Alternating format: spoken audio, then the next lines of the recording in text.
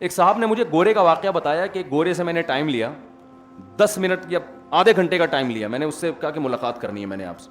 اب گورا جو ہے نا وہ پڑھا لکھا گورا تھا, اس کا ایک زندگی کا ہدف ہے بھائی, اس کو سامنے رکھ کے زندگی گزارنی ہے نا.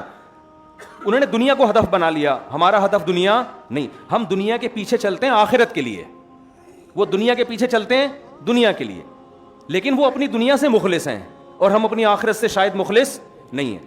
انہوں نے مجھے بتایا کہ میں گورے سے ٹائم لیا, وہ بڑا مصروف آدمی, اس نے کہا بھائی ٹائم نہیں ہے, بڑی مشکل سے آدھے گھنٹے کا ٹائم لیا. اس نے ڈائری میں نوٹ کر لیا, کہہ رہے میں جب گیا, ہم تو پاکستانی ہیں نا, جب جا کے بیٹھتے ہیں دھرنا مار کے بیٹھ ہی گئے, اٹھتے ہی نہیں ہیں کہ شاید اب یہ کباب بھی کھلائے گا, اب یہ کولڈ ڈرنک بھی کھلائے گا, اب یہ چائے بھی پلائے گا, اب یہ بھی کرے گا, وہ بھی کرے گا.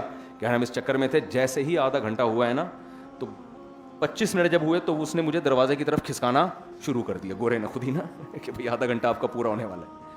کہہ رہے ہیں کھسکاتے کھسکاتے مجھے لاشعوری طور پر گیٹ سے باہر چلو بھائی آپ کا آدھا گھنٹہ کیا ہو گیا ہے, پورا ہو. کیوں بھائی, اس کا ایک مقصد ہے, وہ سمجھ رہا ہے بھائی میں نے یہاں تک پہنچنا ہے, یہ میری زندگی کا ایک ہدف ہے.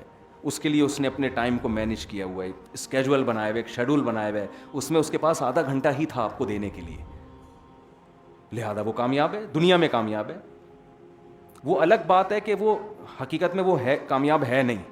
دنیا میں کامیاب کا مطلب نظر آتا ہے کہ اس نے جو ہدف تھے وہ حاصل کر لیے ہیں, لیکن ہدف سے جو مقصد تھا وہ پھر بھی حاصل نہیں. اس کی مثال ایسے ہے جیسے ایک آدمی کہتا ہے میں 1 کروڑ روپے میں اپنی آمدن لا کے چھوڑوں گا, تو بھائی ٹھیک ہے تیری آمدن 1 کروڑ روپے ہو گئی, لیکن اس 1 کروڑ کا مقصد تھا خوشی, سکون, ٹینشن نہیں, وہ پھر بھی ختم نہیں ہوئی, تو اس کا فائدہ کیا.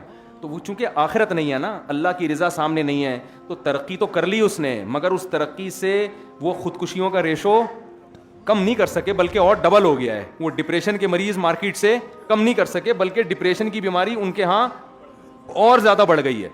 وہ آپس کے وہ بڑے انہوں نے ورک شاپس کرواتے ہیں, تھینک یو سے بات شروع کرو, تھینک یو پہ ختم کرو, بہت محبت اخلاق, مگر لوگ اس کے بعد بھی اپنے ابا اماں کو گھر میں رکھنے کے لیے تیار نہیں ہے. وہ تھینک یو بہت بہت ان کے یہاں اخلاق آداب تمیز بہت ہے گوروں کے یہاں, لیکن جو حقیقت ہے کہ یار جو قریبی رشتے, میں اکثر کہتا ہوں یہ جو لبرل لوگ ہیں نا, ان کی اخلاق کی مثال ہوتی ہے جیسے ایئر ہوسٹس کی اخلاق. ایئر ہوسٹس آپ سے بہت محبت سے بات کرتی ہے, بہت تمیز سے بات کرتی ہے, آپ سمجھتے ہو بہت اچھے اخلاق کی ہے, لیکن بھائی اگر یہ اپنے ابا کے سے بھی ایسے ہی بات کر رہی ہے, اپنے شوہر سے بھی ایسے ہی بات کر رہی ہے, اپنے بھائیوں سے بھی, تو پھر تو بہت اچھے اخلاق ہیں. یہاں جو یہ مسکراہٹیں بکھیر رہی ہے تو یہ اچھے اخلاق نہیں ہیں, یہ کمپنی کی طرف سے آرڈر ہے. میں نہیں کہہ رہا سارے گورے اس پیسے لے کے مسکرا رہے ہوتے ہیں, لیکن جو آپ کے اخلاق کے سب سے زیادہ اہل ہیں وہ ہیں جنہوں نے آپ کو, جو آپ کی زندگی کا ذریعہ بنے. جو ریلیشن ہے نا, قریبی رشتے, وہ ختم ہو چکے ہیں وہاں پہ. تو اس لیے آپ جتنے نوجوان حضرات یہاں بیٹھے ہیں میرے بھائی, آپ اپنی زندگی کا ایک ہدف بناؤ, ایک